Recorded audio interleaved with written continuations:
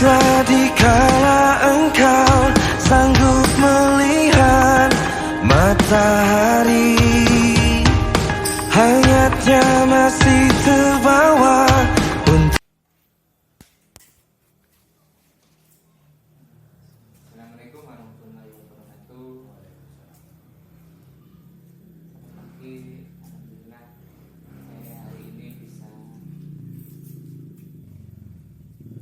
bertemu dengan Pak Trijana sebagai kepala sekolah, di mana kali ini saya sebagai calon guru kontrak angkatan 9 dari Kabupaten Lumajang itu mendapatkan tugas untuk melakukan wawancara dengan kepala sekolah terkait dengan pengambilan keputusan sebagai kepala sekolah.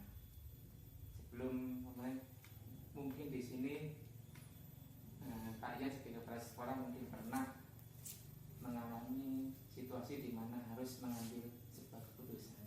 Keputusan apa?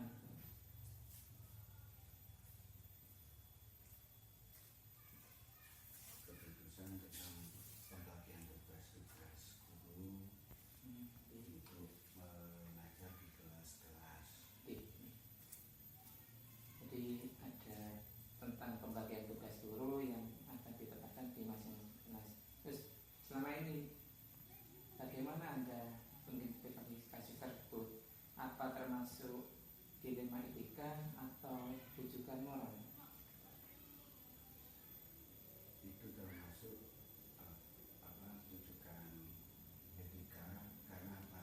Dilema etika. Dilema etika karena guru harus menjalankan tugas sesuai dengan kemampuannya dan mampu melaksanakan tugas dengan apa yang diperintahkan oleh kepala sekolah. Terus kemudian bagaimana Anda menjalankan pengambilan keputusan di sekolah? Kemudian terutama untuk kasus di mana yang ada dua kepentingan kan? Kalau di dilema etika itu kepentingan dengan benar dengan benar. Dengan adanya kasus yang seperti ini, kepentingan yang sama, maka Iya. yang saya ambil keputusan di mana yang paling kecil risiko yang harus saya hadapi, agar di mana ke belakang kemudian tidak terjadi hal yang sangat krusial. Karena di lembaga kami ada seorang guru mendapat tugas tambahan sebagai operator.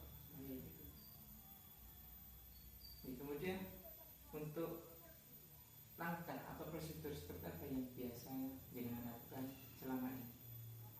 Langkah dan prosedur yang saya lakukan selama ini melalui pendekatan, melalui rapat dewan guru, dan menanyakan ke masing-masing guru siapa yang bersedia ataupun yang tidak, atau kita mengambil secara voting. Jadi kalau sudah ada langkah dan prosedur yang sudah jenengan tentukan, menurut jenengan hal apa saja yang selama ini jenengan anggap itu efektif dalam pengambilan keputusan pada kasus tersebut? Yang untuk hal ini yang sangat efektif memang harus kita melakukan komunikasi, melakukan menanyakan agar pekerjaan yang akan kita lakukan ini tidak menjadikan beban. Kemudian untuk tantangannya dalam pengambilan keputusan tersebut, Nah, untuk tantangannya ini kadang-kadang ada rekan yang merasa dirinya itu seorang guru dan dia hanya memikirkan tentang tupoksi sebagai guru. Nah, tugas tambahan itu merupakan beban bagi mereka. Jadi itu tantangannya. jadi sudah apa nih? Ada langkah, kemudian yang efektif pengambilan bagaimana, kemudian tantangan juga ada. Untuk selanjutnya, apakah jenengan itu punya waktu dalam pengambilan keputusan atau menyelesaikan masalah tersebut? Apakah langsung menyelesaikan di tempat, atau mungkin memiliki waktu lain atau waktu khusus untuk pengambilan keputusan tersebut? Dalam pengambilan keputusan ini saya tidak ada waktu khusus, tidak ada jadwal, tetapi menyelesaikan pada waktu itu. Karena apa? Kalau kita masih menjadwal lama, akhirnya tidak akan muncul keputusan yang pasti. Tertunda. Tetapi kalau sekarang kita selesaikan, hari ini selesai, maka hari selanjutnya seorang guru yang mendapat tugas ini akan action, bisa langsung action, bisa bertanggung jawab. Jadi dengan ada pesta tadi, ada diskusi lagi atau rapat dan guru, kemudian ditentukan waktu langsung nih, sehingga guru langsung bisa langsung action. Kemudian apa ada seseorang atau mungkin faktor yang lain yang selama ini mempermudah atau membantu jenengan dalam pengambilan keputusan tersebut? Untuk mempermudah dalam pengambilan keputusan ini, karena masing-masing guru ini punya pemikiran dan saya tanyakan, istilahnya saya berikan pertanyaan dan jawaban. Tetapi kalau mereka itu memiliki loyalitas terhadap lembaga, maka hal ini yang sangat membantu, karena saya mau demi kelancaran pelaksanaan KPM di lembaga saya. Jadi terkait yang sampaikan tadi, butuh loyalitas dari guru tersebut untuk bisa menjalankan keputusan jenengan. Kemudian dari semua yang sudah jenengan sampaikan tadi, mungkin ada poin penting atau pembelajaran apa yang Anda petik dari pengalaman Anda tersebut? Pengalaman yang bisa saya petik dari kegiatan tersebut atau kegiatan ini, yaitu kita bisa saling berkomunikasi, kita saling memberikan pendapat, mengeluarkan unek-uneknya atau harapan-harapannya dari apa yang sudah saya putuskan tadi. Karena apa? Kalau hal ini sampai berhenti atau terjadi sesuatu di tengah jalan, maka keputusan yang saya ambil ini akan menjadi tidak bisa berjalan dengan baik. Jadi intinya jangan musyawarah nih, musyawarah untuk mencapai keputusannya terbaik demi KPM di sekolah. Mungkin itu saja beberapa hal yang saya tanyakan terkait dengan jenengan sebagai pimpinan di sini dalam pengambilan keputusan. Terima kasih banyak atas semua ilmu yang jenengan berikan kepada saya. Mudah-mudahan bisa bermanfaat untuk saya pribadi dan teman-teman guru di sini semua. Terima kasih. Saya akhiri. Wassalamualaikum warahmatullahi wabarakatuh. Waalaikumsalam warahmatullahi wabarakatuh.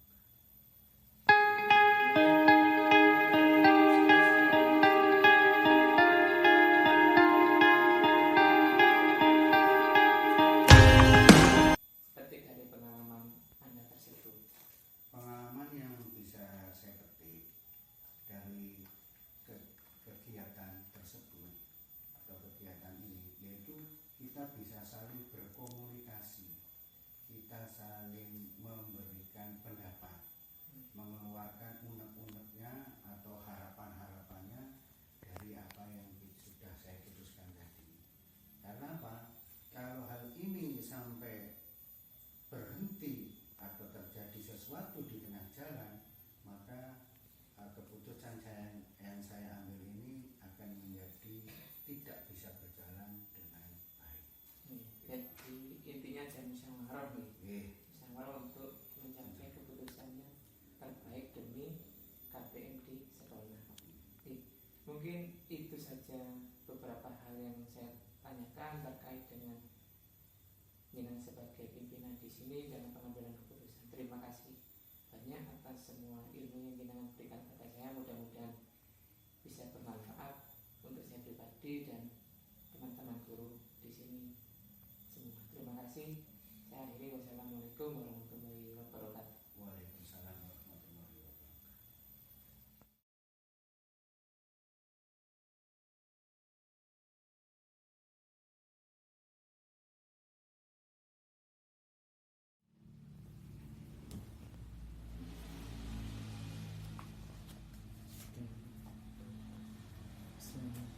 Assalamualaikum warahmatullahi wabarakatuh. Waalaikumsalam warahmatullahi wabarakatuh. Oke.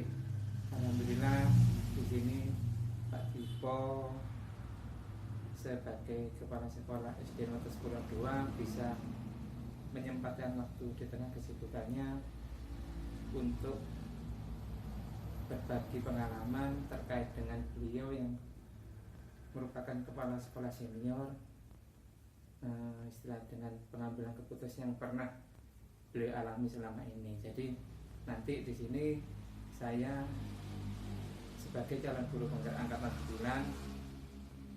9 ingin mengidentifikasi seberapa jauh jenengan sebagai kepala sekolah dulu dalam setiap pengambilan keputusan yang jenengan jalankan. Jadi di sini mungkin Pak Dipo sendiri apa pernah mengalami permasalahan terkait dengan dilema etika di sekolah jenengan? Ya, pertama saya kenalkan dulu, nama saya Dipo Eruman, Kepala SDN Wates Kulon 02, Kecamatan Ramyoso, Kabupaten Lumajang. Apa yang ditanyakan oleh Saudara Eko ini dari guru penggerak, calon guru penggerak SD Jenggrong 04 ini, maka tentang terkait dengan etika pernah, bahkan beberapa kali ada kasus-kasus seperti itu, yaitu di mana kasus itu sudah kami tangani dan kami laksanakan.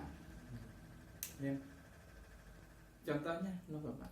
Contohnya banyak etika-etika yang dilanggar oleh guru, di mana ketika kami ada guru yang kami berikan tugas untuk melaksanakan kegiatan di tingkat kecamatan terkait dengan pendidikan, itu ada yang tidak mau bahkan menolak. Nah, ketika menolak itu ternyata dia itu tidak mau, alasan apa tidak mau, sehingga kami pun tidak tahu alasannya, sehingga kami sendiri kadang-kadang ya merasa kecewa dengan akhlak yang seperti itu, etikanya kurang bagus. Namanya loyalitas itu tidak muncul sama sekali, karena menolak tugas yang kami berikan pada tugas saudara, tugas untuk negara di dalam bidang pendidikan gitu. Terus selama ini Pak, bagaimana jenengan dalam menjalankan keputusan di sekolah Anda, terutama terkait dengan kasus-kasus yang dimana dua kepentingan yang sama-sama benar? Ya tindakan saya itu ketika ada seperti itu, kami memberikan suatu pembinaan, peringatan itu melalui baik itu secara tertulis maupun secara lisan, baik melalui rapat, ya itu saya ingatkan dulu. Nah, ketika saya ingatkan secara lisan beberapa kali tidak, maka saya suruh secara tertulis. Nah, ketika tertulis itu sudah berapa kali, 3 kali, kok masih tidak ada perubahan, maka kami akan melaporkan kepada pengawas kecamatan. Gitu. Jadi tadi ada peringatan, terus kemudian untuk langkah atau prosedur yang sudah yang biasa Anda lakukan selama ini? Ya itu prosedurnya tadi itu. Ya pertama peringatan. Ya diperingatkan ya secara kekeluargaan. Yang kedua ya melalui peringatan secara tertulis di buku tulis, mengisi dan tanda tangan tentang masalah pelanggaran etika seperti itu. Baik itu kadang-kadang itu melanggar sopan santun, ketika dia tuh masuk tidak masuk, tidak mau dengan kepala sekolah, kan tidak enak juga. Nah kan itulah prosedur saya. Kemudian hal apa saja yang selama ini Anda anggap efektif dalam pengambilan keputusan pada kasus dilema etika tersebut? Kami mengambil keputusan yang pertama, jelas orang yang sudah saya berikan peringatan dengan secara lisan dan tertulis dan tidak ada hasilnya, maka kami memberikan suatu kondite atau memberikan suatu penilaian nantinya di SKP atau di PMN. Jadi apa termasuk apa istilahnya, ada tantangan khusus Pak dalam mengambil keputusan? Ya jelas ada tantangan khusus. Kadang orangnya pandai, punya kompetensi tinggi, tetapi akhlak etikanya kurang bagus. Apapun kami mengutamakan akhlak, walaupun orang pandai, kalau itu tidak etikanya kurang, maka kami tetap akan memberikan penilaian yang kurang daripada yang lainnya. Jadi tetap mengutamakan akhlak. Ya. Terus seumpama ada salah satu guru yang terlibat dengan kasus yang jenengan ceritakan tadi, apa jenengan itu ada misalkan waktu khusus atau tempat khusus untuk menyelesaikan, atau langsung saya panggil atau gimana? Ya, terima kasih. Kami untuk menyelesaikan itu memang harus ada waktu, ya, ada waktu khusus dan ada tempat khusus, tidak di tempat umum. Maka orang yang bersangkutan harus kami panggil. Karena awalnya kami secara umum di rapat, ya itu sudah saya sampaikan, terkutukan dari rapat, ya secara tertulis kok tetap, maka saya panggil secara khusus, saya beritahu secara pribadi, orang kan tidak tahu. Nah, kemudian apa alasannya, apa tindakannya, bagaimana tindak lanjutnya, hasilnya itu, maka orang tersebut kami berikan peringatan, ya saya tunjukkan ini efeknya kalau tidak loyal, ini efeknya kalau etikanya kurang bagus. Sebagai seorang guru ya harus bagus etikanya. Guru mulangnya kalau tidak bagus, bagaimana pada muridnya, pada teman-teman guru saja sudah kurang bagus, pada orang kepala sekolah tidak kepada muridnya bagaimana. Nah itu. Terus apa ada orang atau di lain dia mungkin faktor-faktor apa yang selama ini mempermudah atau membantu jenengan dalam pengambilan keputusan tersebut? Ya, terima kasih. Banyak hal yang membantu saya di dalam pengambilan keputusan. Yang pertama, kami pengambilan keputusan itu memang tidak secara kasar. Kami giring secara halus supaya tidak menyakiti hatinya. Yang kedua, dari teman-teman sejawat itu pun juga tidak perlu memperpanjang, ya, apa yang dilakukan oleh seorang guru, dan kami pun juga demikian.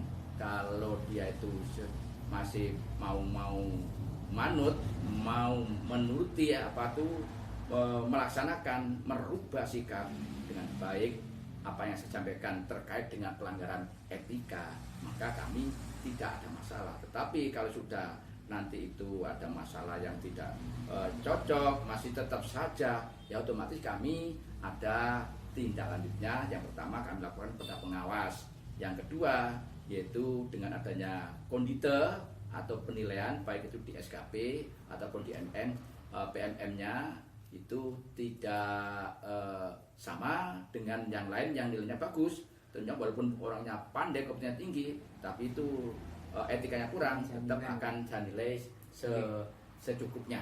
Itu dengan mementingkan etika. Terus dari yang sampaikan tadi, ini terakhir Pak, dari semua yang sudah jenengan sampaikan, sebenarnya ada pembelajaran apa yang dapat jenengan petik dari pengambilannya dalam pengambilan keputusan tadi? Ya, banyak, ya. Hikmah-hikmah yang harus saya petik dari ini. Yang pertama, guru itu jangan semena-mena atau carpe diem, ya. Guru itu ada aturannya, tidak sama dengan keluarganya, apalagi membawa masalah keluarga di pendidikan, masalah kehidupan di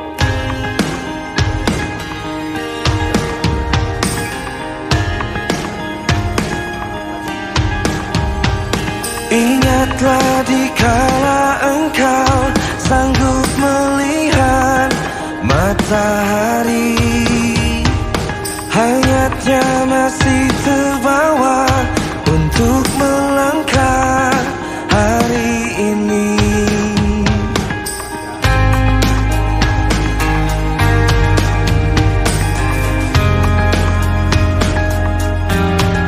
Hapuskan segala keraguanmu, masa lalu takkan melemahkanmu. Lupakan gelisahmu, teruslah kau mencari. Waktu akan selalu mengobati, temukan semua yang terhenti dalam hidupmu. Tak perlu kau sesali.